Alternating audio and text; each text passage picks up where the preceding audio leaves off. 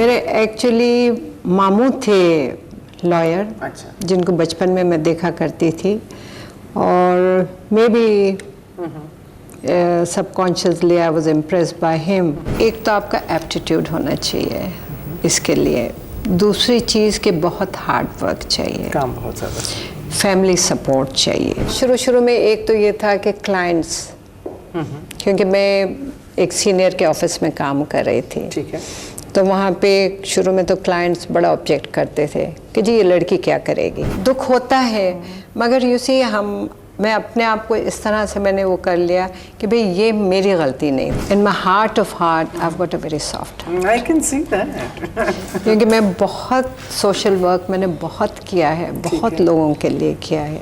Retired justice Majida Rizvi कानूनदान हैं, पाकिस्तान की पहली हाई कोर्ट की जज थीं, चेयरपर्सन थी of national commission on the status of women.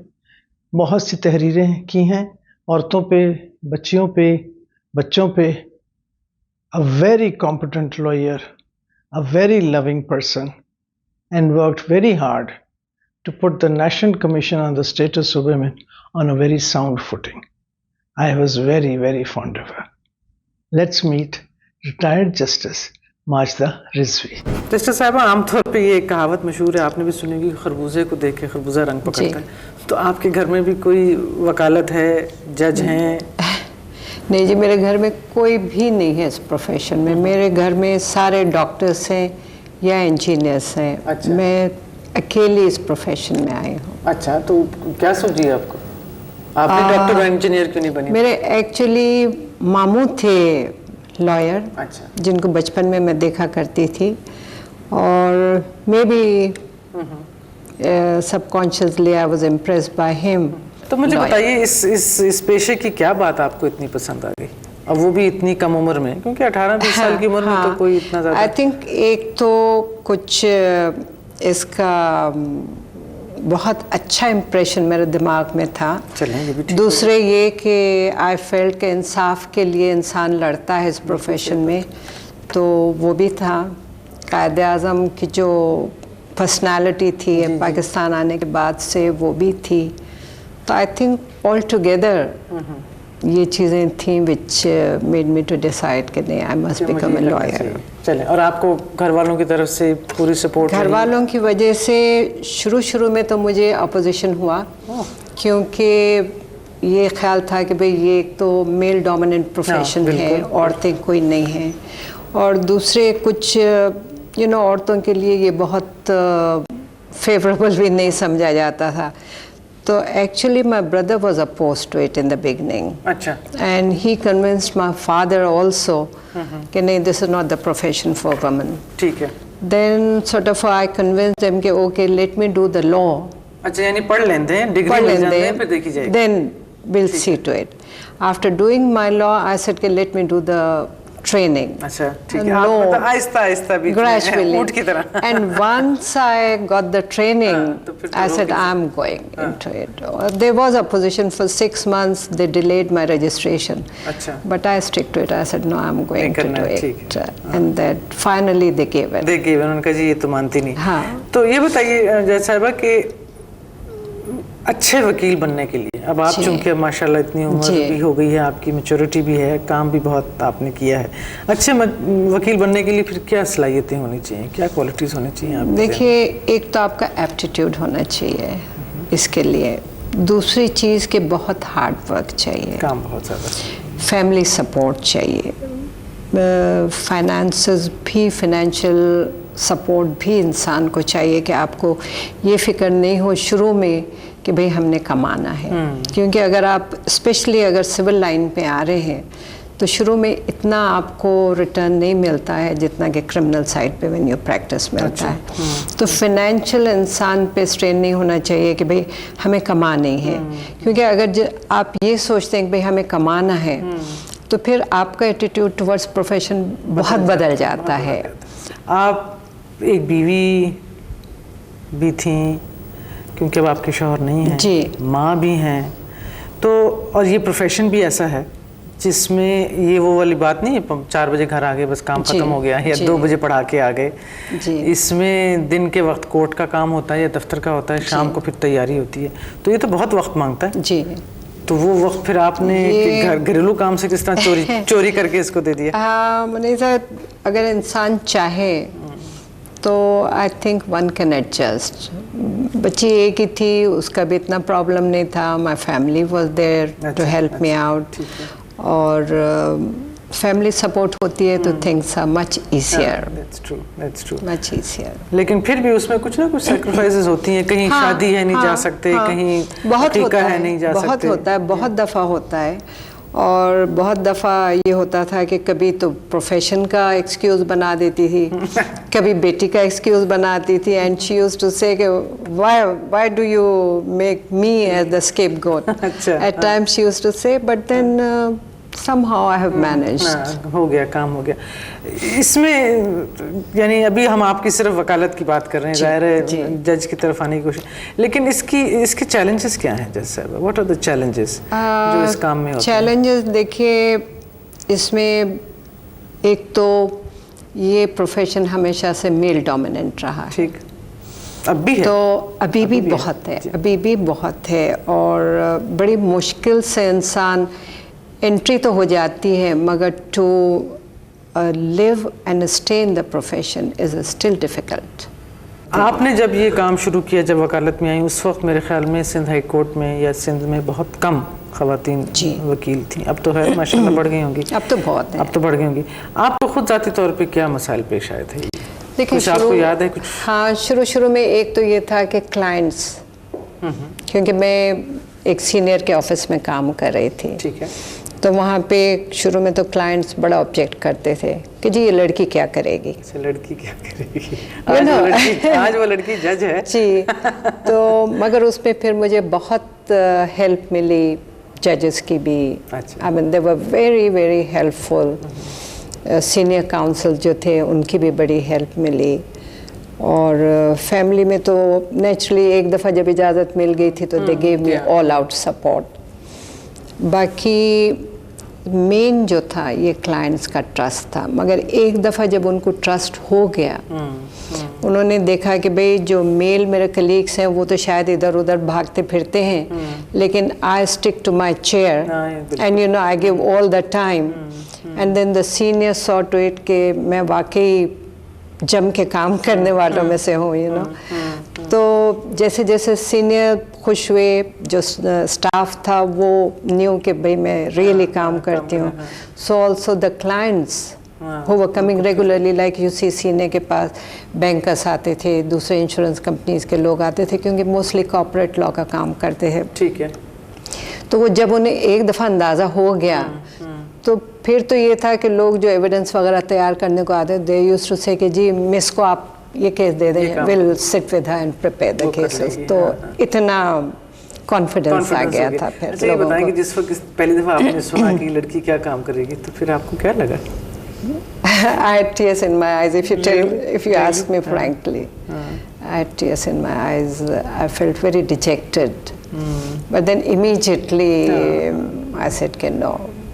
One such example, you know. नहीं वो तो खैर ठीक है, मेरे ख्याल में हम, But for a minute, हम लोगों को सब, मेरे ख्याल में ख़वातीन को जो बाहर निकलती हैं, और ख़ास तौर पे जो अपने प्रोफेशंस में पहली हैं जी, या ज़रा आगे बढ़ी हैं, मुझे खुद को भी ये अंदाज़ा होता है कि हर वक्त अपने आप को मनवाना बहुत पड़ता है, ये बड़ा मुश्किल बहुत होता है। और अभी भी देखिए, as a lawyer also you have to create a place for you, you have to prove yourself कि भाई अगर हम बेहतर नहीं हैं तो we are as good as any male members.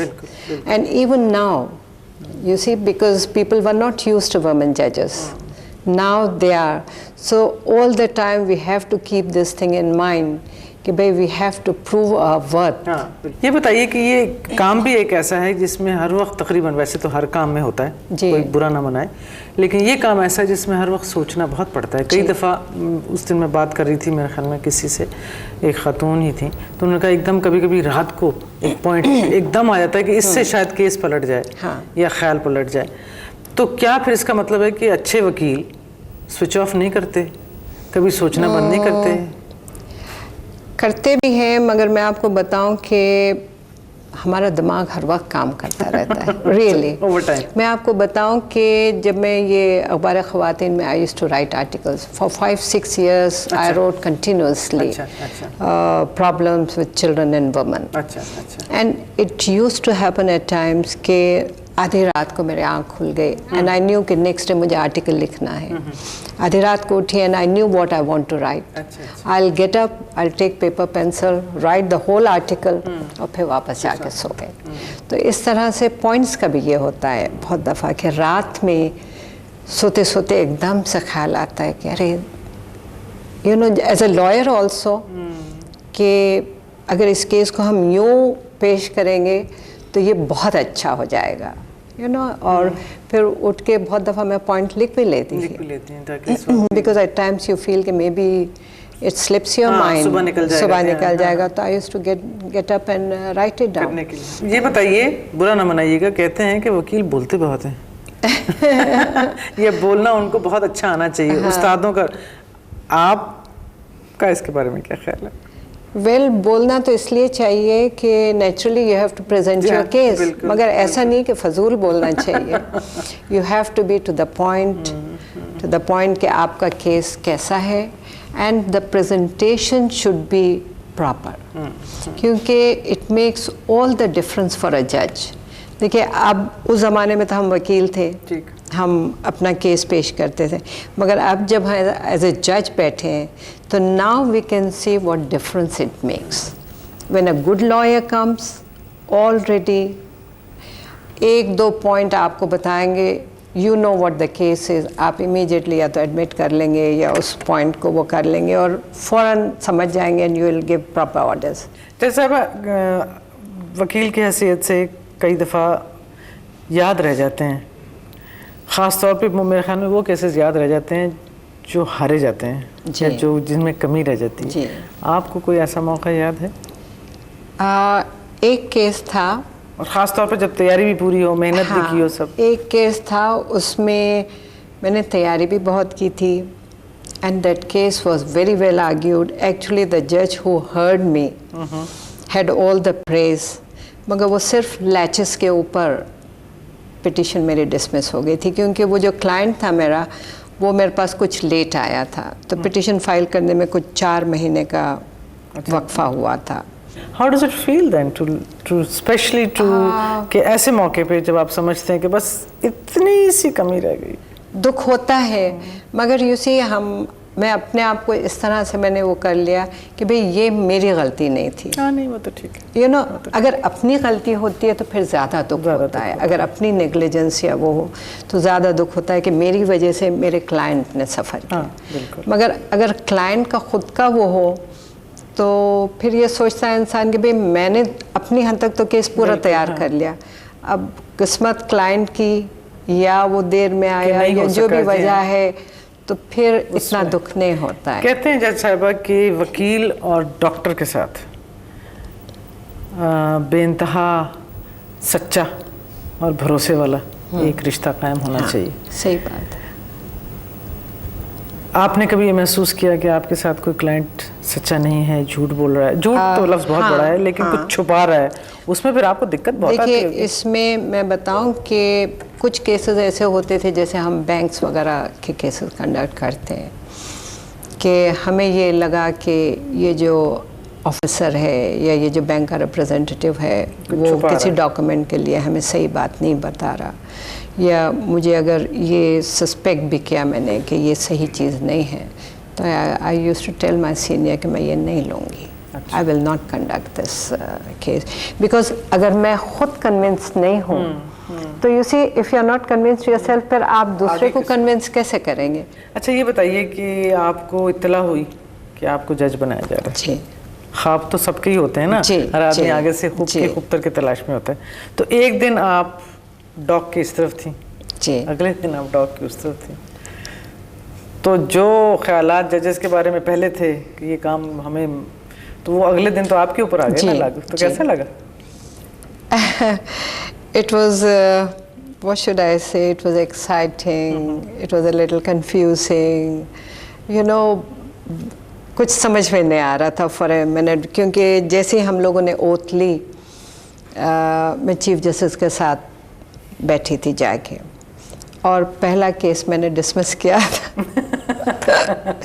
वो एक्चुअली हुआ ये था कि हमारे वेकेशन थे। अच्छा। और वेकेशन में ये होता है कि जब आप कोई अपना केस सुनने के लिए लगवाते हैं तो अर्जेंट हियरिंग की एप्लीकेशन होती है। अच्छा। और उसमें ग्राउंड देने पड़ते हैं कि क्यों आप अर्जेंट हियरिंग करवा रहे हैं, और उसमें कोई ग्राउंड था नहीं, तो वो मैंने डिसमिस कर दिया। केस ही डिसमिस कर दिया आपने।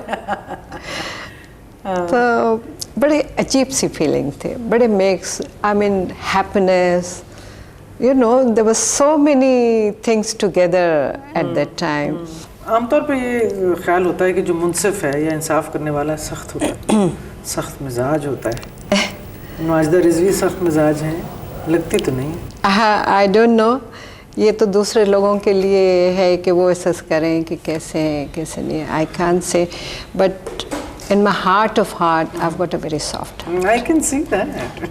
क्योंकि मैं बहुत सोशल वर्क मैंने बहुत किया है, बहुत लोगों के लिए किया है, and I always feel, you know, sorry and for the people who are suffering and all.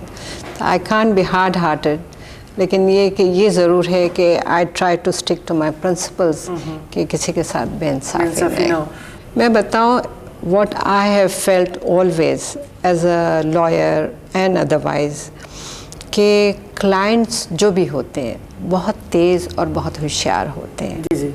और अगर उन्हें ये पता है कि ये जज किसी की तरफदारी नहीं कर रहा है, डिसऑनेस्ट नहीं है, और ये सिर्फ जो भी उसके दिमाग में बात समझ में आ रही है उसके लिहाज से इसने ये जजमेंट दिया है, तो ज़्यादातर लोगों को अफसोस तो होता है कि केस हार गए, लेकिन मैं समझती हूँ फिर उनके दिमाग में ये चीज़ नहीं आती कि इसको धमकी दो या कोई ऐसी चीज़। This is what my feeling is, क्योंकि इंसान को गुस्सा और ये जब फीलिंग्स पूरे ये जो रिबेलियस ये होते हैं, ये जब भी होते हैं जब आप समझते हैं कि ये आदमी जो सामने बैठा है कुर्सी पर ये डिसऑनेस्ट है। ये बताइए जज साहबा कि जिस कभी अगर एकदम से छुट्टी हो जाए, हालांकि मैंने हाई कोर्ट की तो छुट्टियों का पता होता है जी, लेकिन अगर एकदम से छुट्टी हो जाए तो फिर माजिदा रिजवी अपना दिन कैसे, क्या चाहेंगे कि वो दिन कैसे गुजरे? मुनीज़ा, ऐसा होता है ना कि अब हमारा घर भी है और घर में भी बहुत सारे ऐसे काम पेंडिंग पड़े रहते हैं कि जो वक्त नहीं मिलता तो नहीं कर सकते हैं।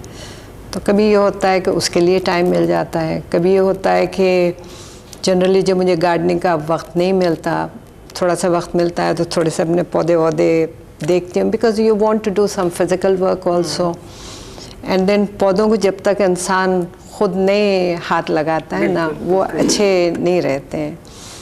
तो पहले मुझे बहुत शौक़ था, बहुत I had a huge garden, but now I have got an apartment, तो उसमें भी कोई 50-60 गमले लगाए हुए हैं, एंड आई ऑलवेज फील कि दे नीड योर अटेंशन। ये बात तो ठीक है। तो टाइम तो पता ही नहीं पड़ता है, छुट्टी किस तरह गुजर जाती है। ये बताइए कि आप डॉक्टर बनना चाहती थी, वकील बन गई और जज बन गई, एनी रिग्रेट्स?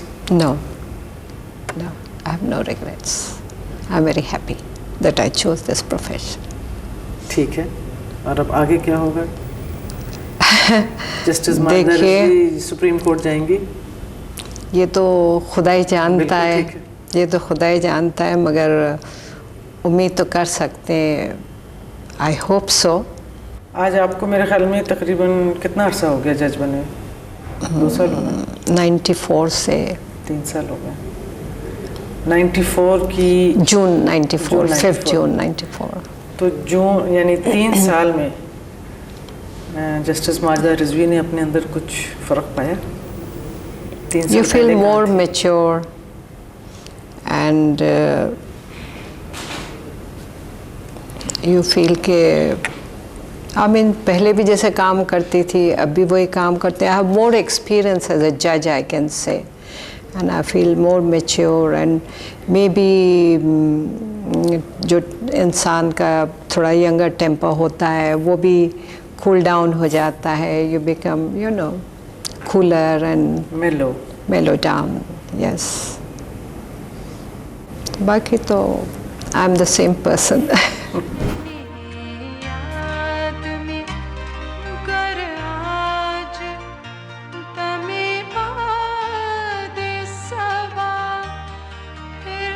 चाह